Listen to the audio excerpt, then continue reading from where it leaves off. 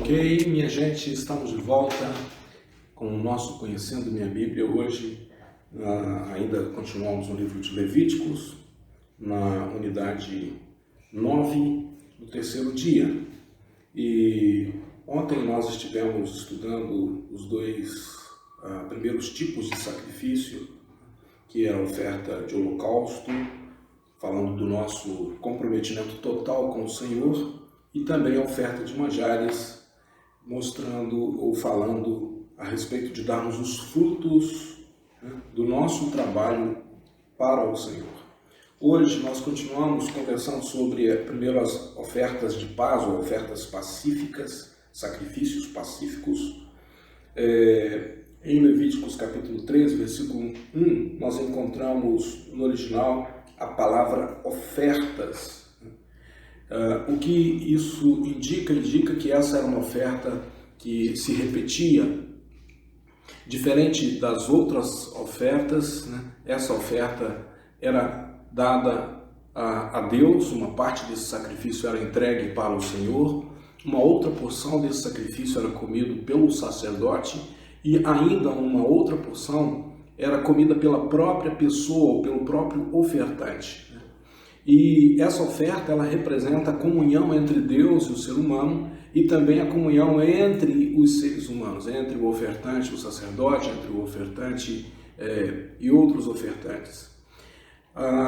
E aí isso mostra para nós que o sacrifício de Cristo, ele nos dá não somente acesso a Deus, mas também um relacionamento, ele proporciona um relacionamento sadio, um relacionamento curado com outros irmãos, um laço entre pessoas que é criado por meio da refeição. Veja bem que a refeição e a conversa que é construída ao redor de uma refeição, ela gera laços, ela gera comunhão.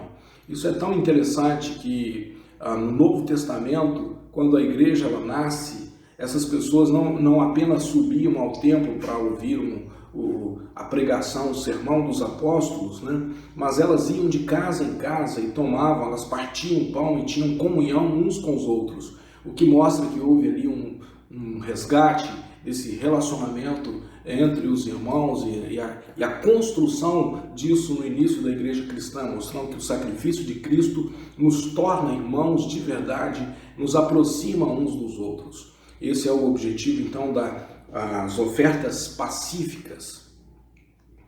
E aí no capítulo 4, nós temos aí o sacrifício para aqueles que cometem pecados involuntários ou sem intenção.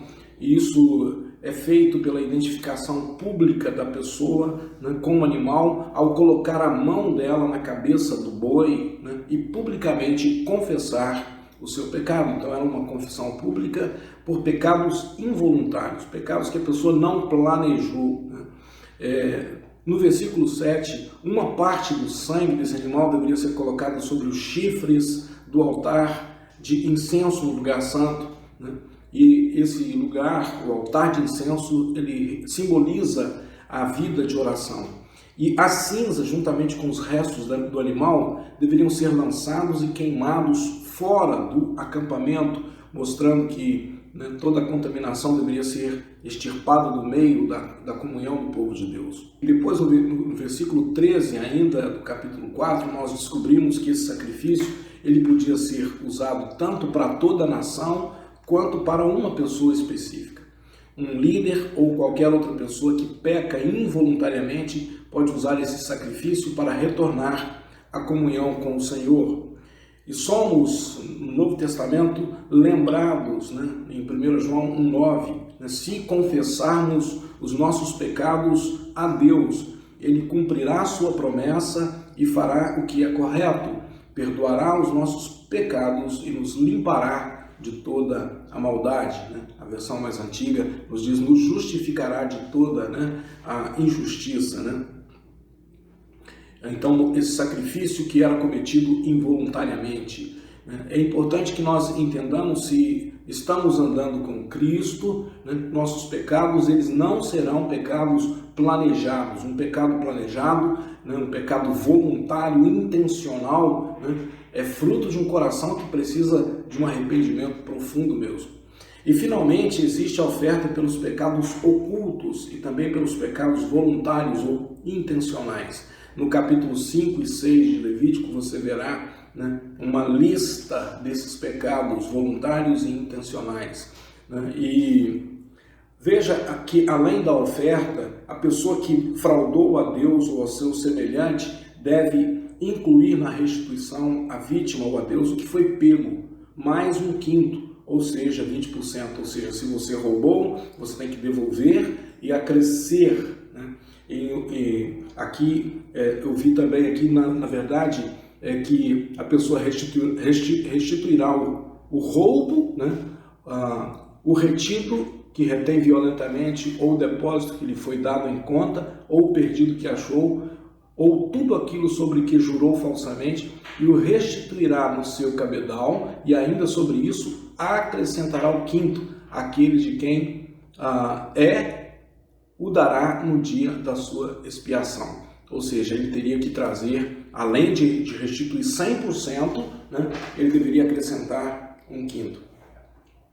E veja bem, minha gente, isso nos traz uma indagação. Né?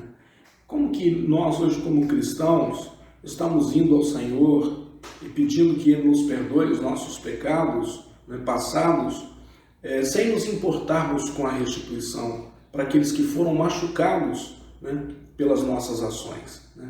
Eu quero dizer para você que, na verdade, Deus, Ele espera que nós não somente nos consertemos com Ele, mas que Ele também quer que nos consertemos com aqueles a quem temos defraudado, aqueles a quem temos machucado com as nossas ações. Devemos ser muito mais justos do que os fariseus naquilo que fazemos. Então, fechando essa unidade hoje, né, vamos ler aqui Levítico 3, 1 a 5, e depois o versículo 16 e 17. Quando um homem apresentar a Deus o Senhor uma oferta de paz, se o animal for tirado do gado, poderá ser um touro ou uma vaca, mas precisará ser sem defeito. Em frente da tenda sagrada, o homem porá a mão na cabeça do animal e o matará. Os sacerdotes, que são descendentes de Arão, borrifarão os 4 lados do altar com sangue. E um dos sacerdotes apresentará ao Senhor como uma oferta de alimento toda a gordura que cobre os miúdos, os 2 rins com a gordura que os cobre, e também a melhor parte do fígado, que ele tirará junto com os rins.